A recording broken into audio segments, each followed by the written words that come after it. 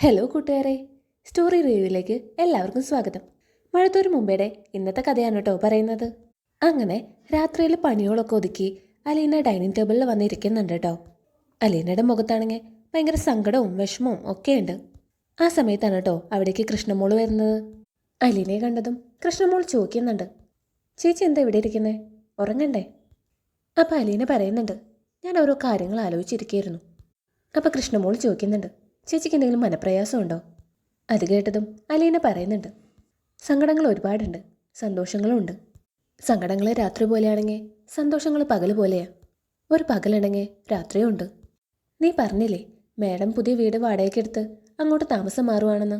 അപ്പം കൃഷ്ണമോൾ പറയുന്നുണ്ട്, അത് ബബിതേച്ചി ഹോസ്പിറ്റലിൽ പോയപ്പോൾ അമ്മ പറഞ്ഞതാ. അപ്പം അലീന പറയുന്നുണ്ട്, അതെന്തായാലും മേഡത്തിൻ്റെ ഉറച്ച തീരുമാനമല്ലേ. അതിനു മുമ്പേ അച്ഛന് ഡിവോഴ്സ് നോട്ടീസ് കൊടുത്തില്ലേ? മേഡം എല്ലാം പ്ലാൻ ചെയ്തുകൊണ്ട് തന്നെയാണ് ഓരോന്ന് ചെയ്യുന്നത്. അലീന അമ്മയെ മേഡം മേഡം എന്ന് വിളിക്കുന്ന കേട്ടിട്ട് കൃഷ്ണമോൾ ചോദിക്കുന്നുണ്ട്, ചേച്ചി എന്തിനാ അമ്മേനെ എപ്പോഴും മേഡം മേഡം എന്ന് വിളിക്കുന്നത്? ആ ചേച്ചിയുടെ അമ്മയെന്ന് ചേച്ചിക്ക് അറിയാലോ. അപ്പം അലീന പറയുന്നുണ്ട്, അതുകൊണ്ട് എന്താ മോളെ, അമ്മ മകളെയും മകൾ അമ്മയും തിരിച്ചറിയുമ്പോഴല്ലേ ആ വിളിക്കൊരു പ്രസക്തിയുള്ളൂ. ഏതായാലും ഞാനൊരു കാര്യം തീരുമാനിച്ചിട്ടുണ്ട്. മേഡം പുതിയ വീട് വാടകയെടുത്ത് താമസം മാറുവാണെങ്കിൽ അധികം കാലം ഞാൻ ഇവിടെ ഉണ്ടാവില്ല. അപ്പം കൃഷ്ണമോൾ പറയുന്നുണ്ട്, ചേച്ചി ഞങ്ങളൊക്കെ ഉപേക്ഷിച്ച് പോവാണോ? ചേച്ചി പോയതുകൊണ്ട് ഇവിടെ ഒരു മാറ്റം സംഭവിക്കാൻ പോകുന്നില്ല. ബബിതേച്ചി അമ്മയുടെ കൂടെ പോവും, രോയേട്ടൻ ജയിലും, ഞാനും അച്ഛനും ഈ വീട്ടിൽ ഒറ്റയ്ക്കാവും. അപ്പം അലീന പറയുന്നുണ്ട്, പോകാൻ ആഗ്രഹം ഉണ്ടായിട്ടല്ല, പക്ഷെ പോയേ പറ്റൂ. ഒന്നാലോചിക്കുമ്പോൾ ഞാൻ വരുന്നതിന് മുമ്പ് ഈ കുടുംബം എല്ലാ കുടുംബവും പോലെ ഒരു സാധാരണ കുടുംബമായിരുന്നു. ഞാൻ വന്നതിന് ശേഷമല്ലേ ഇങ്ങനെയൊക്കെ. എനിക്കറിയാം എൻ്റെ കുറ്റം കൊണ്ടല്ലെന്ന്, എങ്കിലും ഒരു കുറ്റബോധം. അപ്പം കൃഷ്ണമോൾ പറയുന്നുണ്ട്, കുറ്റം ചേച്ചിയുടെ അല്ല, അമ്മയുടെയാ. അമ്മയാ ഈ കുടുംബം നശിപ്പിച്ചത്. ഒരുപക്ഷെ ചേച്ചിയെ അമ്മ ഒരു വേലക്കാരിയെ പോലെ തന്നെ കണ്ടിരുന്നെങ്കിൽ ഇവിടെ ഒരു പ്രശ്നമില്ലായിരുന്നു. അച്ഛനൊന്നും അറിയത്തില്ലായിരുന്നു, ആരും ഒന്നും അറിയത്തില്ലായിരുന്നു. പക്ഷെ മറുവശം നോക്കുമ്പോൾ ഇത്രയും കാലം അമ്മ അച്ഛനെ വഞ്ചിക്കില്ലായിരുന്നേ. അപ്പോൾ ആ സത്യം അച്ഛൻ അറിയണ്ടേ?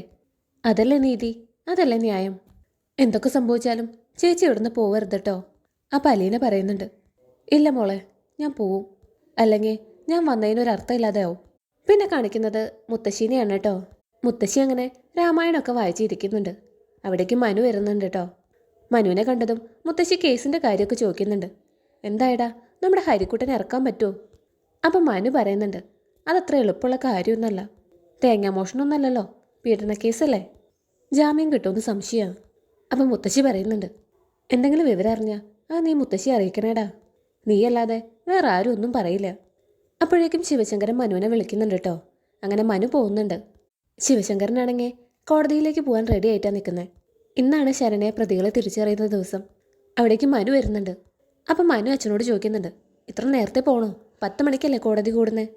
അപ്പം ശിവശങ്കരൻ പറയുന്നുണ്ട്, അതിനു മുമ്പേ വക്കീലിനെയൊക്കെ കാണണം, അവർക്ക് വേണ്ട എന്താണെന്ന് വെച്ചാൽ കൊടുക്കണം, അല്ലെങ്കിൽ നമ്മളെ ഇട്ട് വലിപ്പിക്കുവര്. കമലയെ വിളിച്ചിട്ടാണെങ്കിൽ അവിടെ ഒന്നും കാണുന്നില്ല കേട്ടോ. അപ്പോഴുണ്ട് കമല ഫ്രണ്ട് ഡോറിൽ വരുന്നു. അപ്പം മനു ചോദിക്കുന്നുണ്ട്, അമ്മ ഇതെവിടെ പോയതാ? ഞാനൊന്ന് അമ്പലത്തിൽ പോയതാ, ഹരിക്ക് വേണ്ടി, അവന് ജാമ്യം കിട്ടാൻ. അപ്പം മനു പറയുന്നുണ്ട്, അമ്മ എന്തിനാ ഈ എടുത്താൽ പോകാത്ത കേസൊക്കെ ദൈവങ്ങളുടെ തലയിൽ കൊണ്ടിരുന്നത്? ഹരിക്ക് ജാമ്യം കിട്ടണമെങ്കിൽ ജഡ്ജി വിചാരിക്കണം. അപ്പം കമല പറയുന്നുണ്ട്, മനു നീ വെറുതെ ദൈവനിന്ദ പറയരുത് കേട്ടോ.